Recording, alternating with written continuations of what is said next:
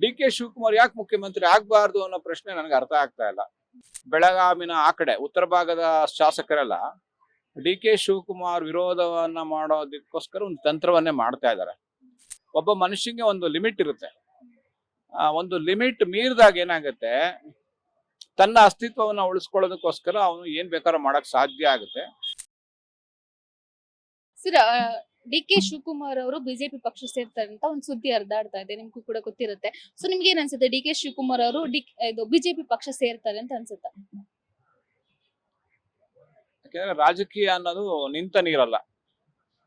ಯಾಕೆಂದ್ರೆ ಇವತ್ತು ಕಾಂಗ್ರೆಸ್ ಪಕ್ಷದ ಇವತ್ತು ಅಧಿಕಾರಕ್ಕೆ ಬರಕ್ಕೆ 90 ಭಾಗ ಧನಬಲ ಜನಬಲವನ್ನ ಸೇರಿಸಿ 136 ಸೀಟ್ ಬರೋದಕ್ಕೆ ಕಾರಣ ಆಗಿರ್ತಕ್ಕಂಥ ಡಿ ಕೆ ಶಿವಕುಮಾರ್ ಮತ್ತೆ ಸಿದ್ದರಾಮಯ್ಯನವರು. ಡಿ ಕೆ ಶಿವಕುಮಾರ್ ಮೂಲತಃ ಕಾಂಗ್ರೆಸ್ಸಿಗರು, ಕಾಂಗ್ರೆಸ್ ಅಲ್ಲೇ ಹುಟ್ಟಿ ಬೆಳೆದ ಕಾಂಗ್ರೆಸ್ ಪಕ್ಷದ ಅಧಿಕಾರವನ್ನು ಹಂಚ್ಕೋತಾ ಇದ್ದಾರೆ. ಸಿದ್ದರಾಮಯ್ಯನವರು ಒಂದು ಜಾತಿಯ ಹಿನ್ನೆಲೆಯಿಂದ ಬಂದು ಇವತ್ತು ರಾಜ್ಯದ ಮುಖ್ಯಮಂತ್ರಿ ಸ್ಥಾನವನ್ನ ಅನುಭವಿಸ್ತಾ ಇದ್ದಾರೆ. ಆದ್ರೆ 2 ಬಾರಿ ಮುಖ್ಯಮಂತ್ರಿ ಆಗಿದ್ದಾರೆ.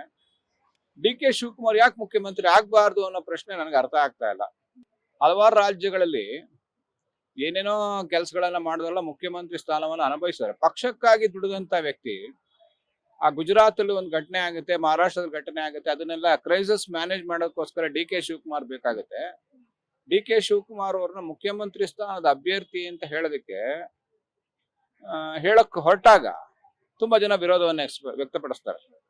ಉದಾಹರಣೆಗೆ ಅವ್ರಿಗೆ ಯಾರು ಈಗ ರಾಜಣ್ಣ ಅವರು, ಪ್ರಿಯಾಂಕಾ ಖರ್ಗೆ ಅವರು ಇಂಡೈರೆಕ್ಟ್ ಆಗಿ ಮಾತಾಡ್ತಾರೆ. ಕೆಲವು ಸಚಿವರು ಸಹ, ಸತೀಶ್ ಜಾರಕಿಹೊಳಿ ಇರ್ಬೋದು, ಬೆಳಗಾವಿನ ಆ ಕಡೆ ಉತ್ತರ ಭಾಗದ ಶಾಸಕರೆಲ್ಲ ಡಿ ಕೆ ಶಿವಕುಮಾರ್ ವಿರೋಧವನ್ನ ಮಾಡೋದಕ್ಕೋಸ್ಕರ ಒಂದು ತಂತ್ರವನ್ನೇ ಮಾಡ್ತಾ ಇದ್ದಾರೆ. ಆ ಒಂದು ಜಾತಿಯ ಸಮಾವೇಶಗಳನ್ನು ಮಾಡುವಂಥದ್ದು ಇವೆಲ್ಲ ಮಾಡೋದು ನೋಡಿದಾಗ ಡಿ ಕೆ ಶಿವಕುಮಾರ್ ಅವ್ರನ್ನ ರಾಜಕೀಯವಾಗಿ ಕಾಂಗ್ರೆಸ್ ಪಕ್ಷದಲ್ಲಿ ಮುಗಿಸೋವಂಥ ಕೆಲಸಗಳು ಆಗ್ತಾ ಇರೋದ್ರಿಂದ ಒಬ್ಬ ಮನುಷ್ಯನಿಗೆ ಒಂದು ಲಿಮಿಟ್ ಇರುತ್ತೆ. ಒಂದು ಲಿಮಿಟ್ ಮೀರಿದಾಗ ಏನಾಗುತ್ತೆ, ತನ್ನ ಅಸ್ತಿತ್ವವನ್ನು ಉಳಿಸ್ಕೊಳ್ಳೋದಕ್ಕೋಸ್ಕರ ಅವನು ಏನ್ ಬೇಕಾದ್ರೂ ಮಾಡಕ್ ಸಾಧ್ಯ ಆಗುತ್ತೆ. ಭಾರತೀಯ ಜನತಾ ಪಕ್ಷದ ವಾತಾವರಣ ಇವತ್ತು ರಾಜ್ಯದಲ್ಲಿ ಅರಾಜಕತೆ ಪಕ್ಷದಲ್ಲಿ ಇದೆ. ಯಾಕಂದ್ರೆ ಸರಿಯಾದ ನಾಯಕತ್ವ ಇಲ್ಲದೆ ಇರೋದ್ರಿಂದ, ಅಲ್ಲಿ ಒಬ್ಬ ಪ್ರಬಲ ನಾಯಕನ ಕೊರತೆ ಕಾಣ್ತಾ ಇರೋದ್ರಿಂದ ಆ ಫಿಲ್ ಇನ್ ದ ಬ್ಲಾಂಕ್ಸ್ ಆ ಸಾಧ್ಯತೆ ಡಿ ಕೆ ಶಿವಕುಮಾರ್ ಬಂದ್ರೆ ಅದನ್ನ ಪ್ರಬಲವಾಗಿ ತುಂಬುವ ಸಾಧ್ಯತೆಗಳು ಹೆಚ್ಚಾಗಿದೆ ಅಂತಕ್ಕಂಥದ್ದು ನಮ್ಮ ವಿಮರ್ಶಕ ವಲಯ ಅಥವಾ ಪತ್ರಿಕಾ ವಲಯದಲ್ಲಿ ನಡೀತಾ ಇದೆ. ಅವರು ಭಾರತೀಯ ಜನತಾ ಪಕ್ಷಕ್ಕೆ ಬರ್ತಾರೋ ಇಲ್ವೋ ಅಂತ ಗೊತ್ತಿಲ್ಲ. ಬರೀ ಒಂದು ಊಹಾತ್ಮಕವಾದಂತ ಸ್ಕೆಚ್ಗಳು ನಡೀತಾ ಇದೆ. ರಾಜಕೀಯದಲ್ಲಿ ಹೀಗೆ ಆಗುತ್ತೆ ಅಂತ ಹೇಳಕ್ಕಾಗಲ್ಲ, ಏನ್ ಬೇಕಾದ್ರೂ ಆಗುತ್ತೆ.